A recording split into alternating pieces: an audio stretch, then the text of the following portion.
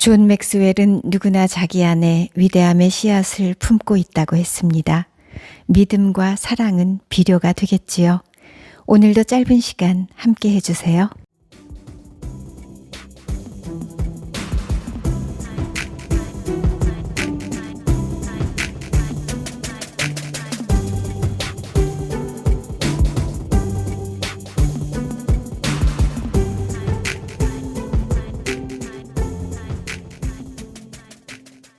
무지개를 사랑한 걸. 허영자. 무지개를 사랑한 걸 후회하지 말자. 풀잎에 맺힌 이슬, 땅바닥을 기는 개미. 그런 미물을 사랑한 걸 결코 부끄러워하지 말자. 그 덧없음, 그 사소함, 그 하잘것 없음이 그때 사랑하던 때에 순금보다 값지고 영혼보다 길었던 걸 새겨두자.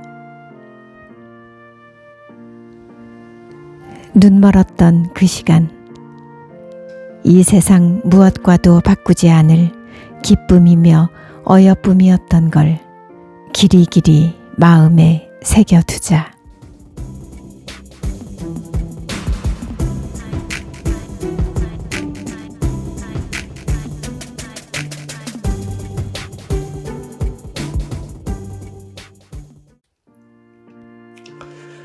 보름간의 그 극심한 통증을 겪고 그동안 쉬었던 항암을 다시 시작했네요. 척추로 전이된 암종을 없애기 위해 방사선 치료를 선택한 이유는 종양내과와 종양외과와 협진의 결과라 믿었지요.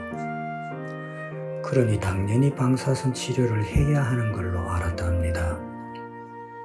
결과는 비참하게도 통증으로 되돌아왔지요. 물론 제거 대상 암종은 제거되었겠지만 웃기는 건 두더지 잡기라는 거죠. 계속 반복할 건지 되려 물어봤답니다. 미리 귀뜸이라도 해주었다면 시간을 들여서라도 천천히 갔겠지요.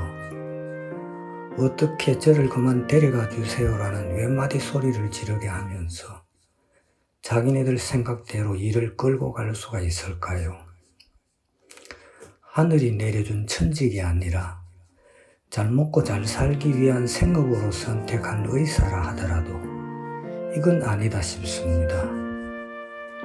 원망할 생각은 없네요. 원인은 제가 제공했으니까요. 지금껏 생각은 했었지만 제 손자 미카엘은 무슨 일이 있더라도 의과대학에 진학시키리라 다짐했답니다. 천성이 착하고 투머치 토크라 환자들을 편안하게 해줄 줄 아는 나보다 너를 먼저 배려하는 그 아이는 천상 의사가 될 수 있다는 확신이 있었답니다. 외국에서 공부하는 10학년 전교 1위랍니다. 코넬대 의대에 합격하도록 기도해 주시고 지켜봐 주세요.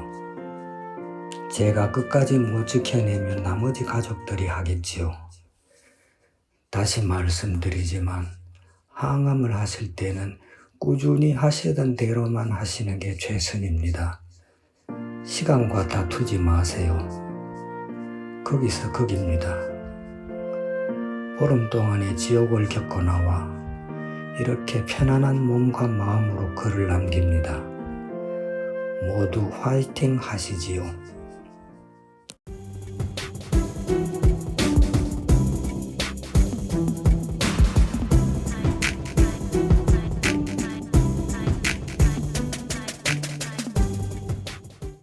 시편 19편. 지휘자에게. 시편 다윗. 하늘은 하느님의 영광을 이야기하고 창공은 그분 손의 솜씨를 알리네. 낮은 낮에게 말을 건네고 밤은 밤에게 지식을 전하네. 말도 없고 이야기도 없으며 그들 목소리조차 들리지 않지만 그 소리는 온 땅으로, 그 말은 누리 끝까지 퍼져나가네. 그곳에 해를 위하여 천막을 쳐주시니 해는 신방에서 나오는 신랑 같고 용사처럼 길을 달리며 좋아하네. 하늘 끝에서 나와 다시 끝으로 돌아가니 아무것도 그 열기 앞에서 숨을 수 없네. 주님의 가르침은 완전하여 생기를 돋게 하고 주님의 법은 참되어 어수룩한 일을 슬기롭게 하네. 주님의 교정은 올발라서 마음을 기쁘게 하고 주님의 계명은 맑아서 눈에 빛을 주네. 주님을 경외함은 순수하니 영원히 이어지고 주님의 법교들은 진실이니 모두가 의롭네. 금보다 많은 순금보다 더욱 보배로우며 꿀보다 생청보다 더욱 달다네. 당신의 종도 이에 주의를 기울이니 이를 지키면 큰 상급을 받으리이다. 뜻 아니한 허물을 누가 알겠습니까? 숨겨진 잘못에서 저를 깨끗이 해주소서. 또 오만한 자들에게서 당신 종을 보호하소서. 그들이 제 위에 군림하지 못하게 하소서. 그러면 제가 결백해지고 커다란 죄악에서 깨끗해지리이다. 주님, 저의 반석, 저의 구원자시여, 당신 앞에 드리는 제 입의 말씀과 제 마음의 생각이 당신 마음에 들게 하소서.